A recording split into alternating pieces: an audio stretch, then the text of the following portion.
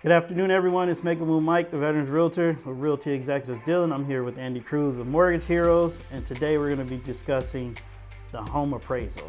Now, if you're not familiar with what appraisal is, it's basically it occurs during a transaction. Probably it's ordered by a mortgage lender like Mortgage Heroes within the first few days of the transaction and opening escrow.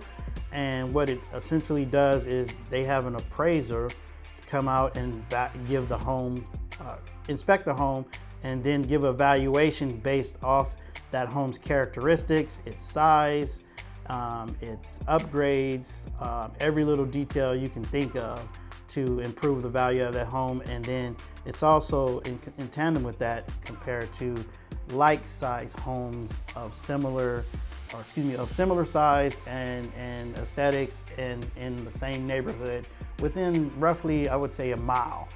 Maybe some cases they might go a little bit further than that, but that's only when required, and because of there's not too many comparable homes that have sold recently.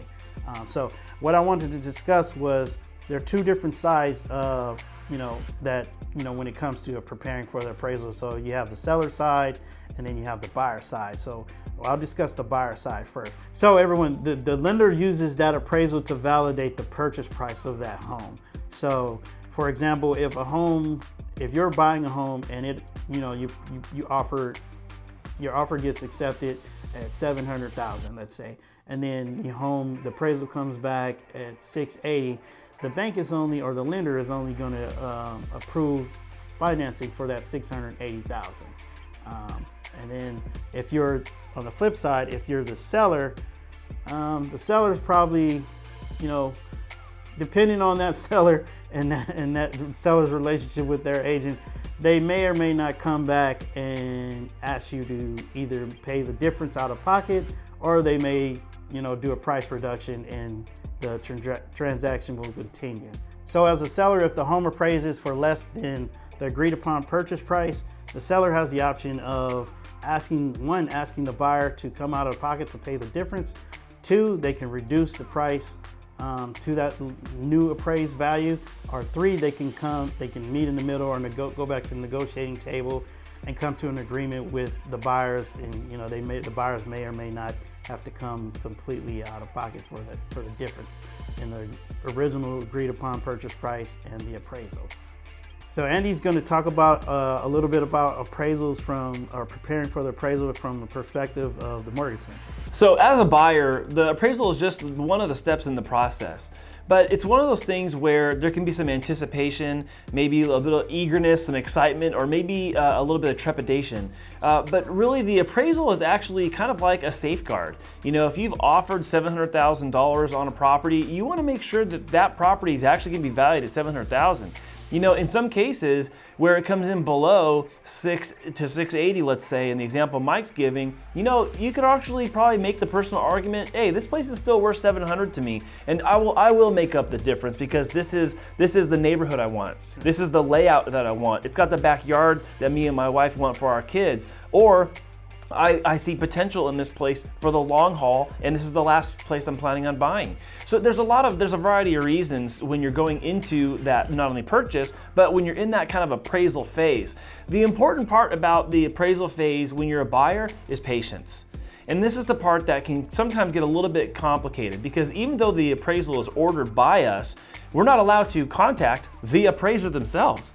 The appraiser is actually managed by a third-party company, and they will give us the report when the report's done.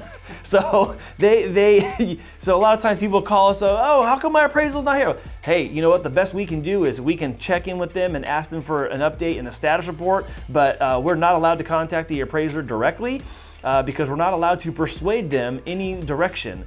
So in order to block that from ever happening, we're not allowed to contact them at all. So patience is a key point here, because even though we're excited and there may be trepidation, like I mentioned, the number will come out.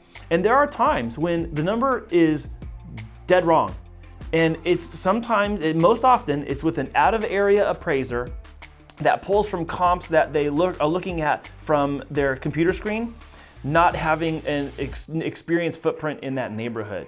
Mike mentioned the 1 mile radius.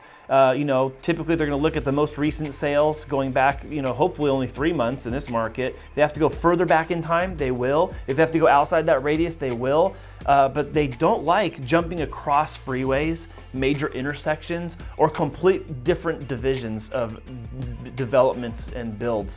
So there's just a couple of things to understand when you're going to that process that patience plays a part of, because of all of the variables are going into generating that report. Once that report comes out, back on one of the reasons why you want to have a lender and a realtor who are partnered up and in sync is, well, we know what to do if it comes in at value, above value, below value, and everywhere in between.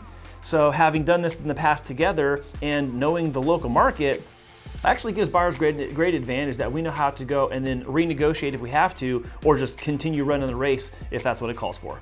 And then again, I do want to mention that I like to prepare for the appraisal beforehand, either as a buyer or whether I'm working with the buyers or the seller. From the buyer's perspective, I want to make sure that I'm submitting an offer where I'm confident that it's going to appraise at value. So if I make an offer at $700K, I'm confident that the home will appraise at or near $700K.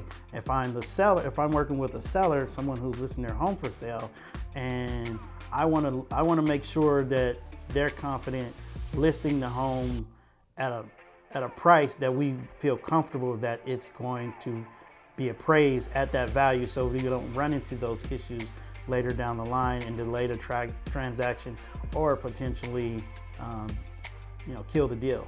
So just another added value of working with a local realtor and a local lender like Andy and myself.